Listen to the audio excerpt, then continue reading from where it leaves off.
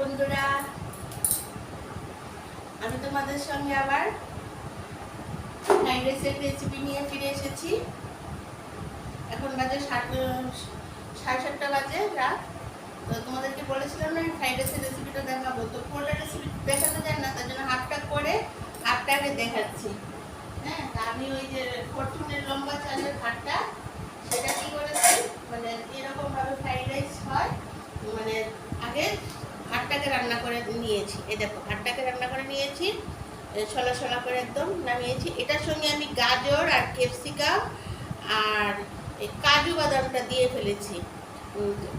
চাল জলটা যখন একদম টকবক করবে তখন চালটা দিয়েছি।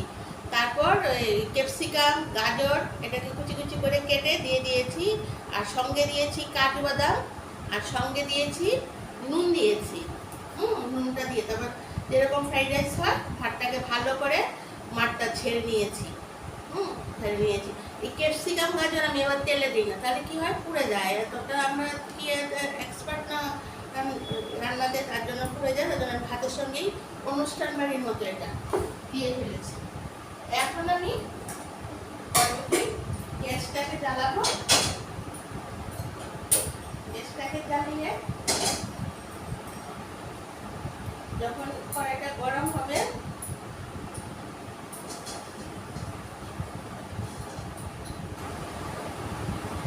কড়াইটা গরম হলে আমি একটু সাদা তেল দিয়েছি, সঙ্গে ঘি দেবো। পুরোটা ঘি দিয়ে করলে এখন খেতে তো সবারই অনেক কিছু থাকে, অসুখ বিসুখ থাকে, ভালো লাগে না, কিন্তু এরকম বেশি ঘিয়ের গন্ধ করে। সাদা তেলের সঙ্গে অল্প একটু ঘি মিক্সড করে দেবো, অল্প একটু ঘি মিক্সড করে দেবো সাদা তেলের সঙ্গে।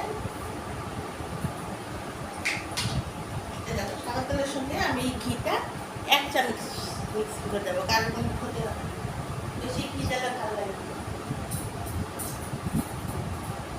1 চামচ দিয়েছি। এখন সাদা তেল আর ঘিটা গরম হোক। আর 3-4টে এই যে লঙ্কা যে নিয়েছিলাম, কাঁচা লঙ্কা নিয়েছিলাম, ওই 4-5 ভাতার মধ্যে দিয়ে রেখে দিয়েছি। এখন আমি কি করছি, ওই তেজপাতাটা তেলটা গরম হলে এটার মধ্যে দেবো।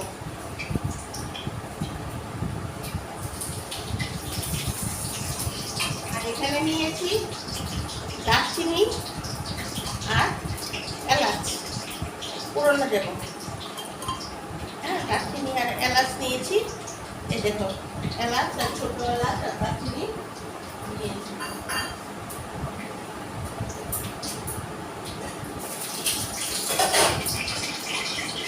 এলাচটাকে একটু ফাটিয়ে নিচ্ছি, নাহলে ছিটে পড়বে।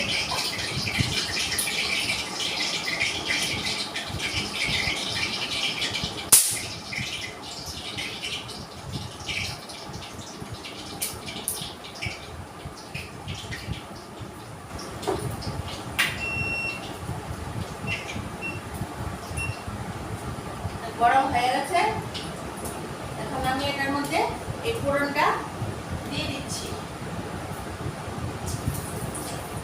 গরম হয়ে যাক, নাহলে সেটা পড়বে। তারপর এই গরম তেলটা আমি চালটার সঙ্গে তোমাদের দেখাবো, মিক্সিং করছি।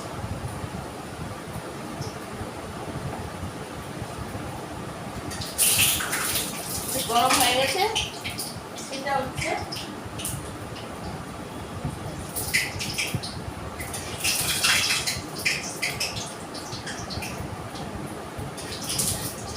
একদম গরম হলে এলাচ দারচিনিটা একদম একটু মানে কালো কালো হয়ে আসলে গ্যাসটা অফ করে দেবো।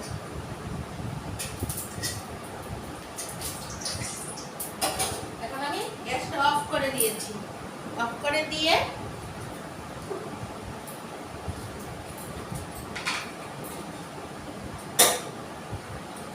যদি কেউ ফ্রাইড রাইসে বেশি মিষ্টি খায় তাহলে বেশি মিষ্টি, যারা একটু কম মিষ্টি খায় কম মিষ্টি, একটু চিনি দিতে হবে ওই ভাতটার সঙ্গে। ফ্রাইড রাইস আবার ভাজলে কিন্তু এটা অন্য স্বাদ চলে আসে। চালটা যেটা নামিয়েছি সেটাই মিক্সিং করে আর কোনো ভাজতে দেবো। ঘিটা দিলাম, আর আমি তেলের মধ্যে কিশমিশ দেই না, আমি গরম ভাতটার মধ্যেই এই কিশমিশটা জল দিয়ে ভালো করে ধুয়ে দিয়ে দিচ্ছি।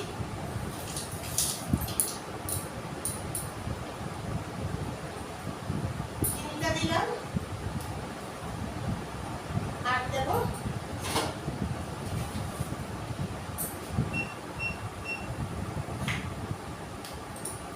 দেব গরম মশলার হাফ চামচ থেকে 1 চামচ থেকে একটু কম গরম মশলার গুঁড়ো দিলাম। দিয়ে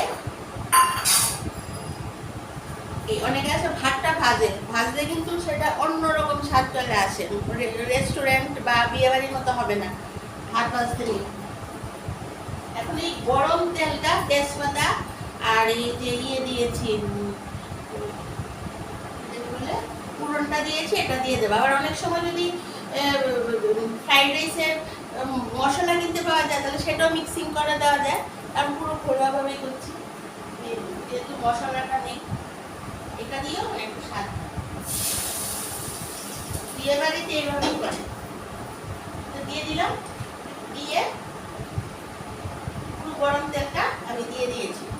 দেখো এখানে আমি দিয়ে দিয়েছি, ধরা যাচ্ছে না গরমে। এবার আমি চামিচ দিয়ে এটা এভাবে নেড়ে নিচ্ছি। ওই গরম তেল, ঘি, চিনি যেটা পড়েছে, গরম মশলা আমি ওইখান থেকে নেড়ে আনছি, ধরতে পারছি না।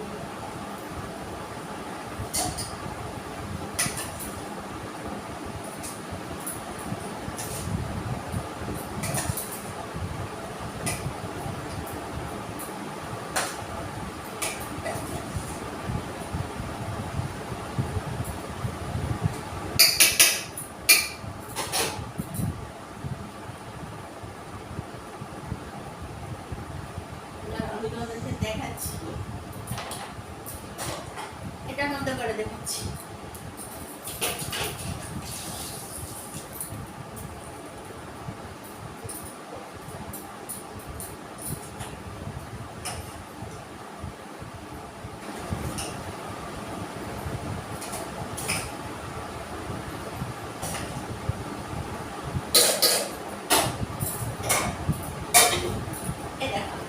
আমার ফ্রাইড রাইস রেডি হয়ে গেছে। তোমাদের পছন্দ হয়েছে তো? তোমরা আমাকে কমেন্টস করে জানাবে, লাইক করবে, শেয়ার করবে, সাবস্ক্রাইব করবে, ঠিক আছে? তারপর রাতেও আমার অনেক রান্না আছে। তাহলে এখানেই রাখছি, টাটা, বাই বাই।